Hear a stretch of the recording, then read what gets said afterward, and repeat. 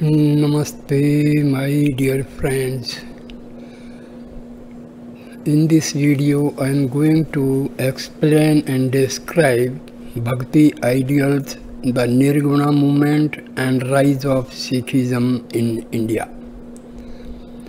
At a time when North India had immersed itself into the fathomless waters of practicing orthodox evils in the likes of the obdurate fourfold societal divisions. In this context, the division is based on birth. Originally, however, social division was occupation based in nature into the Varnasrams. Rig Veda Hyman 10.90 polytheism, untouchability, Chandals and Domes who were ostracized as outcasts and bowing down to the unassailable supremacy of the Brahmins, priestly class who effectuated the sacred rituals as stated in the scriptures in order to help a devotee attain salvation, moksha or mukti,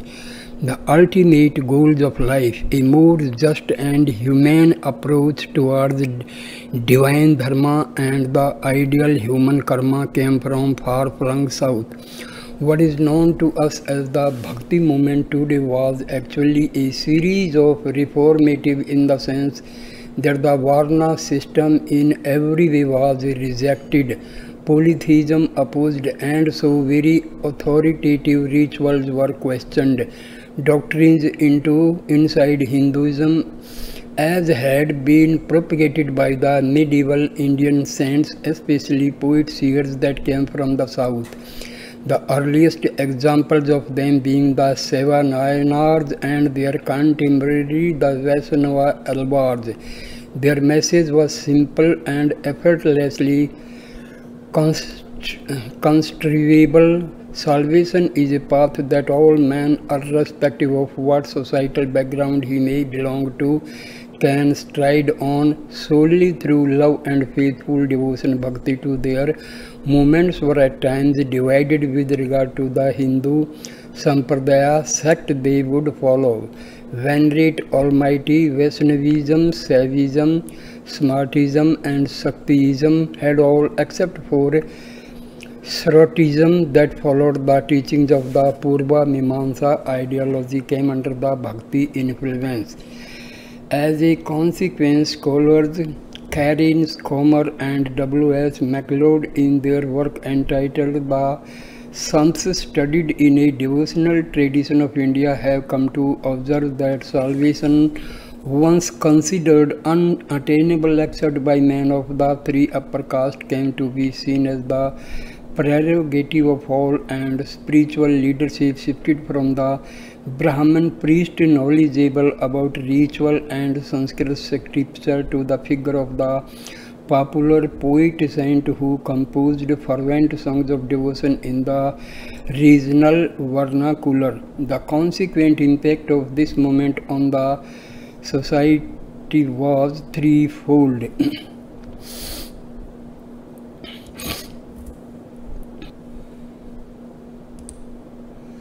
The consequent impact of this movement on the society was threefold.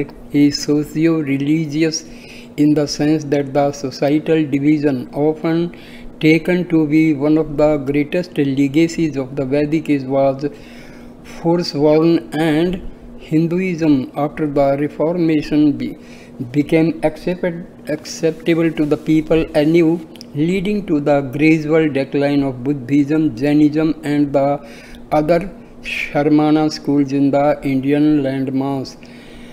Politico-administrative and sudden outpour of a lot of Hindu religious works and the popularization of the vernacular languages in which they were usually composed.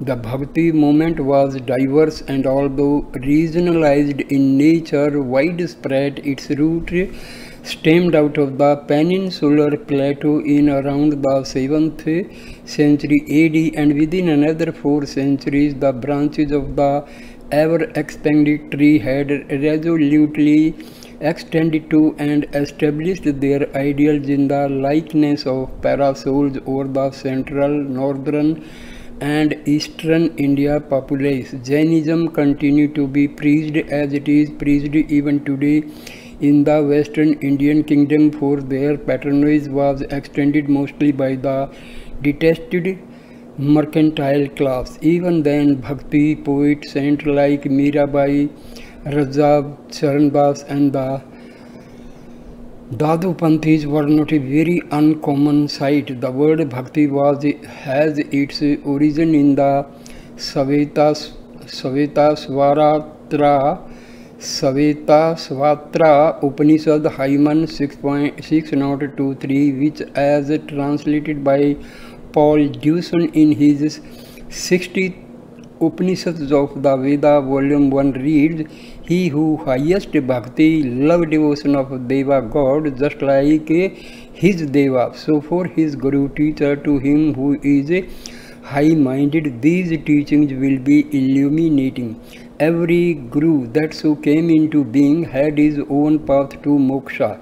As they gradually merged with their gospels in hundreds and thousands, the basic framework of Hinduism as people knew it until then was altered. If a closer look is taken at the divisions of the Hindu sampradayas that now exist, it would be amusing to observe how each of them revered. Taking the non-Puranic Shivaite philosophy as an example, the Shiva as the common lord of the universe, notwithstanding which the how to worship Shiva is so varied and so discreet. For an illustration, while the Nathapanthis, who adhered themselves to the teachings of Gorakhnath and Matsyendranath, revered the sattva, goodness qualities of Shiva, and Kapalikas and Aghoris worshipped Lord Bhairava, a tamasic incarnation of the Shiva, yet their destinations remained the same.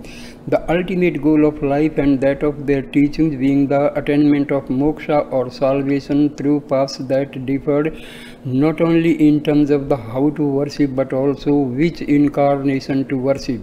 The same holds true for the Vaishnavite sects as well, though it is to be noted that most and not all of these sects, however subsistent they might be in both Shaivism and Vaishnavism, trace their origin to the Bhakti time. The two broader and more popular dimensions of the Bhakti movement that encompass most of the above talked about regionalized movements under their parasols include the Nirguna Bhakti and the Shaguna Bhakti. In his work Talks on the Gita, eminent philosopher and man behind the Bhudan movement, Acharya Vinoba Bhave notes that the discussion of Bhakti is going to be completed in the 12th chapter. Arjuna has asked a question here which is similar to what he had asked in the 5th chapter. When the exposition of the science of life was concluded, he asked, some devotees worship you in Saguna form while others worship you in Nirguna form. Whom do you like more? Nirguna and Saguna, hence, as can be inferred from the aforesaid interpretation of verses in the Bhagavad Gita, he said, to in generalized words represent the forms in which a devotee worships the Almighty. A more contextual explanation for the same has been provided by Bhave himself in the following paragraphs, where he states that it is just like asking a mother having two sons, whom do you love more?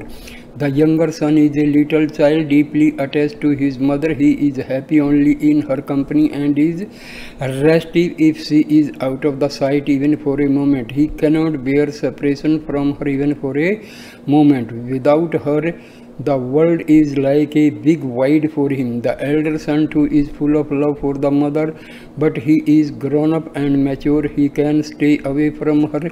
He serves her and takes all the burden and responsibility upon himself. Being absorbed in the work, he can endure separation from her. He is admired by the world and his reputation pleases his mother. If you tell this mother that she can have only one of these two sons and she will have to choose between them, what could she do? How can she make a choice? Try to understand her plight. She will be totally nonplussed and may mumble, I can bear separation from the elder one if I cannot help it. It is more difficult for her to tear away the younger son from her bosom. His special attachment to her will weigh with her and she may reply accordingly. But it cannot be said to be the real answer to the question as to which of the two sons is dear to her. She will reply if she must, but it would not be proper to take her words literally. The question of choice between Saguna and Nirguna is similar. The Saguna devotee serves the Lord through his organs, whereas the Nirguna devotee thinks of the good of the whole world.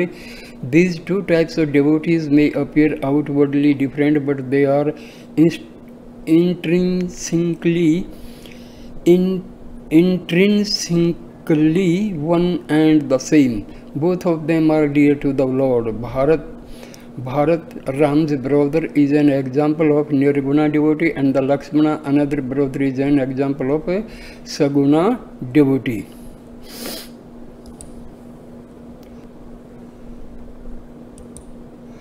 Sikhism, a way of life founded sometimes in and around 1500 AD by Guru Nanak Dev, a spiritual preacher originally associated with the Nirguna Bhakti movement, discarded as observed by Eleanor Nesbit in her work Sikhism, a very short introduction.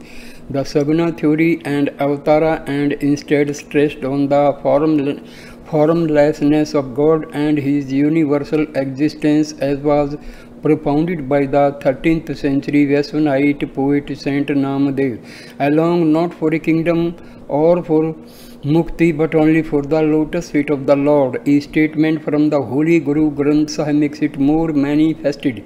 The Sikh Encyclopedia tries to shed some light on the underlying features of Sikhism that seem similar to the Bhakti cult and the major differences, if any, between the two. For the Bhakti cults, Bhakti is the be-all and all of everything. For Sikhism, two other crucially important ends are ethical living and spiritual liberation. The cultivation of moral qualities in Sikhism is the requisite condition for Bhakti. Without morality, Bhakti is not practicable, is what the Guru Granth Sahib states on the same.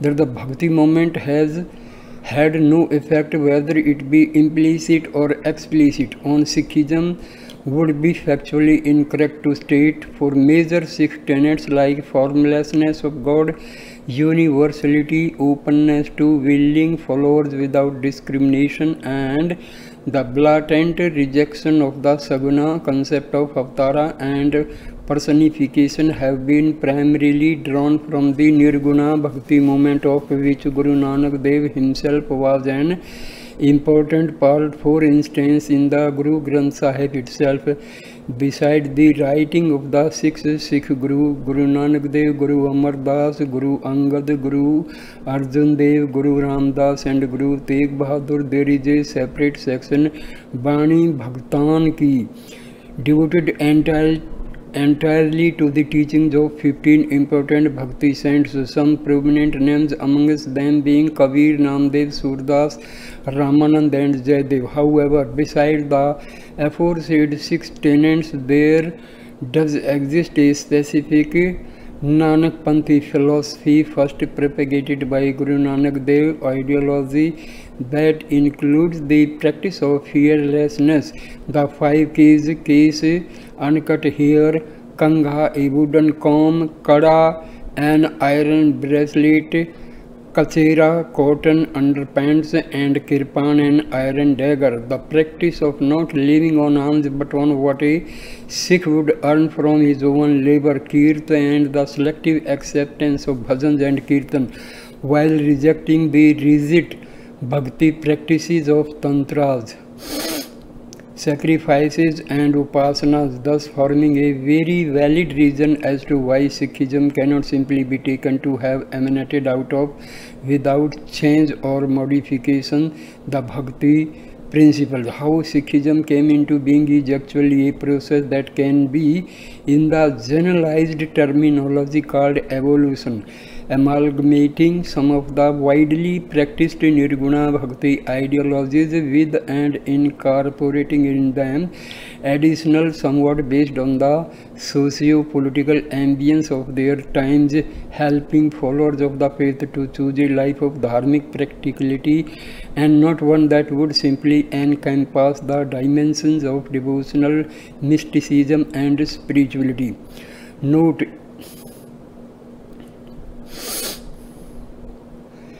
in this article, using caste in order to replace Varna, although the aforesaid use has been generalized by most scholars and academics now. Caste, when seen in the Hindu standards, transliterates to Jati, a concept that is entirely different to and at times a subsidiary of the Varnasrama. For instance, among Brahmins, which is a Varna, Kulina Brahman is a Jati or a caste. Hence, it is to be kept in mind that every Varna has a separate hierarchy of Jatis and that not all castes under the Brahmana Varna enjoyed equal dominance in society. Saudra Daya Bay is a... So, this is a very good article. So, dear friend, thank you for watching and listening this video. Please like, comment and share the video and subscribe the channel. Thank you. Namaste.